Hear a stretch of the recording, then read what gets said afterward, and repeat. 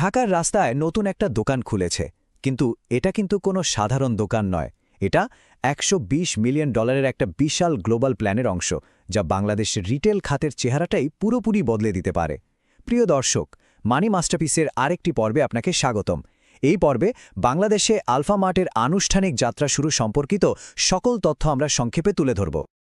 তো প্রশ্নটা হলো, ঢাকার আর 10টা কনভিনিয়েন্স স্টোরের মতো দেখতে একটা দোকান কিভাবে একটা $120 মিলিয়ন আন্তর্জাতিক গল্পের অংশ হয়ে গেল?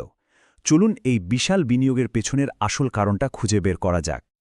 আজকের এই বিশ্লেষণে আমরা ধাপে ধাপে দেখব কিভাবে আলফামার্ট বাংলাদেশে এলো, এই বিশাল উদ্যোগের পেছনে আসলে কারা আছে, তাদের $120 মিলিয়ন প্ল্যানটা ঠিক কী, আর কেনই বা তারা বাংলাদেশকে বেছে নিল, আর এর ফলে আমাদের বাজারে ঠিক কি পরিবর্তন আসতে পারে। তো চলুন শুরু করা যাক। আচ্ছা, প্রথমেই দেখে নেওয়া যাক কিভাবে আলফামার্ট বাংলাদেশে তাদের যাত্রাটা শুরু করল, মানে একেবারে গ্রাউন্ড জিরো থেকে। ঘটনাটা কিন্তু একদম সাম্প্রতিক। ঢাকার গুলশান অ্যাভিনিউতে আলফামার্ট তাদের প্রথম স্টোরের দরজা খুলেছে। এখন দেখে মনে হতে পারে এটা তো খুবই সাধারণ একটা ঘটনা, তাই না? কিন্তু আসলে এই একটা আউটলেটই বাংলাদেশের রিটেল মার্কেটে একটা নতুন যুগের সূচনা বলতে পারেন। এখন আলফামার্ট মূলত ফোকাস হচ্ছে এফএমসিজির ওপর। এফএমসিজি মানে হল ফাস্ট মুভিং কনজিউমার গুডস। সহজ কথায় এইগুলো হলো সেই সব জিনিস যা আমরা প্রায় প্রতিদিনই কিনি আর যেগুলোর দামও তুলনামূলকভাবে কম। যেমন ধরুন খাবার, পানীয়, সাবান, শ্যাম্পুর মতো টয়লেট্রিজ বা ঘর পরিষ্কারের নানা রকম জিনিস, মানে আমাদের দৈনন্দিন জীবনের প্রায় সবকিছুই এর মধ্যে পড়ে। এত বড় একটা উদ্যোগ, এর পিছনে কারা আছে? একা তো কারো পক্ষে এটা করা সম্ভব না, তাই না? চলুন দেখে নি সেই পাওয়ার ট্রিওকে যারা এই পুরো ব্যাপারটা ঘটাচ্ছে। দেখুন, এখানে ব্যাপারটা বেশ পরিষ্কার। একদিকে আছে ইন্দোনেশিয়ার রিটেল জায়ান্ট আলফামার্ট, যাদের এই রিটেল ব্যবসার ওপর বিশাল অভিজ্ঞতা আছে। তাদের সাথে হাত মিলিয়েছে আমাদের দেশেরই অন্যতম বড় গ্রুপ কাজী ফার্মস, যারা আমাদের স্থানীয় বাজারকে হাতের তালুর মতো চেনে। আর এই দুই শক্তিকে একসাথে করেছে জাপানের মিৎসুবিশি কর্পোরেশন, যারা মূলত গ্লোবাল ইনভেস্টর হিসেবে টাকা ঢালছে। কি দারুণ একটা কম্বিনেশন, তাই না? বাংলাদেশে এই শক্তিশালী জোট আলফামার্ট ট্রেডিং বাংলাদেশ লিমিটেড বা সংক্ষেপে ATBL নামে কাজ করছে। তো এখন থেকে যখনই এই ATBL নামটা দেখবেন, বুঝে নেবেন যে এর পেছনে ওই তিনটে বড় শক্তি এক হয়ে কাজ করছে। আচ্ছা, এবার আসা যাক সেই মাথা ঘুরিয়ে দেওয়ার সংখ্যাটায়। $120 মিলিয়ন প্ল্যান, তাদের লক্ষ্যটা আসলে কতটা বড়? অঙ্কটা একবার দেখুন, $120 মিলিয়ন মার্কিন ডলার। এটা কিন্তু শুধু একটা সংখ্যা নয়, এটা বাংলাদেশের রিটেল সেক্টরে একটা বিপ্লবের ইঙ্গিত দিচ্ছে। বোঝাই যাচ্ছে এত বিশাল পরিমাণ অর্থ বিনিয়োগের পেছনে নিশ্চয়ই অনেক বড় কোনো হিসাব নিকাশ আছে। আর এই বিশাল বিনিয়োগটা কিন্তু একবারে হচ্ছে না, বরং দুটো ধাপে করা হচ্ছে। প্রথম ধাপে মানে লঞ্চিং আর সবকিছু সেট করার জন্য $50 মিলিয়ন অলরেডি বিনিয়োগ করা হয়েছে। আর এরপর ব্যবসাকে আরও বড় করার জন্য মানে সম্প্রসারণের জন্য আরও $70 মিলিয়ন বিনিয়োগের পরিকল্পনা আছে। তার মানে এটা একটা খুবই গোছানো আর দীর্ঘমেয়াদী প্ল্যান। তো তাদের আসল লক্ষ্যটা কি? খুব শিগগিরই 100টারও বেশি আধুনিক কনভেনিয়েন্স স্টোর খোলা। শুরুটা হচ্ছে ঢাকা আর চট্টগ্রাম দিয়ে, কিন্তু তাদের প্ল্যান হল ধীরে ধীরে পুরো দেশেই ছড়িয়ে পড়া।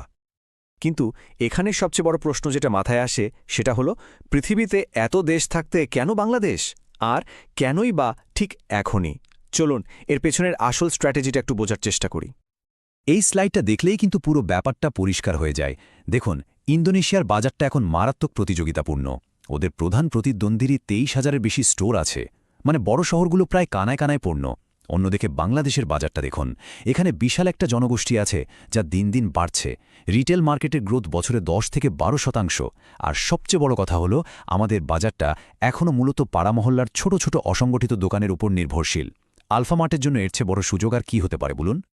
কাজী ফার্মস গ্রুপের পরিচালক কাজী জাহিন হাসানের এই কথাটা খুবই গুরুত্বপূর্ণ। তিনি বলছেন, আলফামার্টের আসল শক্তি হল তাদের টেকনোলজি। ওদের সিস্টেমে প্রত্যেকটা দোকানের সেলস আর স্টকের সব ডেটা রিয়েল টাইমে ট্র্যাক করা যায়। এর ফলে কি হয়, দোকানের ঠিকঠাক জিনিসটা সব সময় পাওয়া যায়, আবার বিক্রিও বাড়ে। এই জিনিসটা কিন্তু আমাদের দেশের প্রচলিত দোকানগুলোতে প্রায় নেই বললেই চলে। এটাই তাদের সিক্রেট ওয়েপন। তো এত বড় একটা বিনিয়োগের ফলে আমাদের দেশের অর্থনীতি আর বাজারে কী ধরনের প্রভাব পড়তে পারে? মানে এর ঢেউটা কতদূর পর্যন্ত যাবে?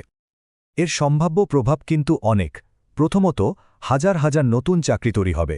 বিশেষ করে নারী আর তরুণদের জন্য এটা একটা বড় সুযোগ। আমাদের দেশের ছোট আর মাঝারি উদ্যোক্তারা এসএমইজ তাদের জিনিসপত্র বিক্রি করার জন্য একটা নতুন বড় প্ল্যাটফর্ম পাবে। কাস্টমার সার্ভিস আর সাপ্লাই চেইন ম্যানেজমেন্টে একটা আন্তর্জাতিক স্ট্যান্ডার্ড আসবে। আর সবচেয়ে গুরুত্বপূর্ণ বিষয় হল বাজারে প্রতিযোগিতা বাড়বে, যা অন্য সবাইকে আরও আধুনিক হতে বাধ্য করবে।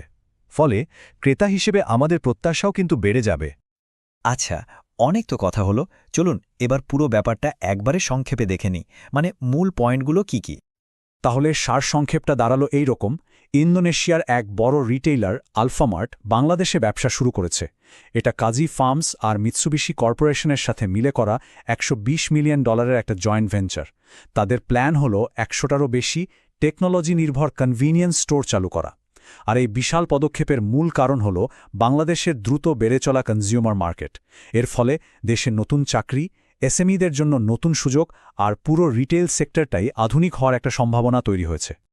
এখন শেষ প্রশ্নটা হলো, এই $120 মিলিয়ন বিনিয়োগ কি আসলেই আমাদের দেশের 17 কোটি মানুষের প্রতিদিনের কেনাকাটার অভিজ্ঞতাকে নতুন একটা মাত্রা দেবে? এর উত্তর হয়তো সময়ই বলে দেবে। ভিডিওটি শেষ পর্যন্ত দেখার জন্য ধন্যবাদ।